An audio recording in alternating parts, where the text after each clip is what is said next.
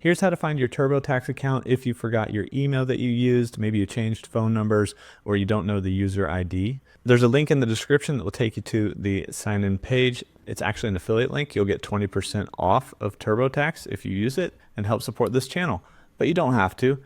Either way, if you go through that link or not, you can get started and get to the sign-in page. So you probably already have a TurboTax account. You would click yes, and then you're going to be on the login page. Now, here you might not know your phone number or any information to put in, but what you can do is click try something else right down here below sign in.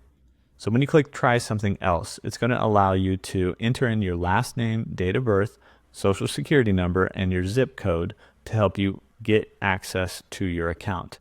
So you're basically giving it the information that you would have given it when you filed your taxes, and it's going to help link you up with that account. And so enter in all this information, hit continue, and you're going to be able to go through the steps to get access to your account to kind of figure out, okay, what email did I use? What phone number was it? Or maybe I need to update that phone number now that it's a new number, etc.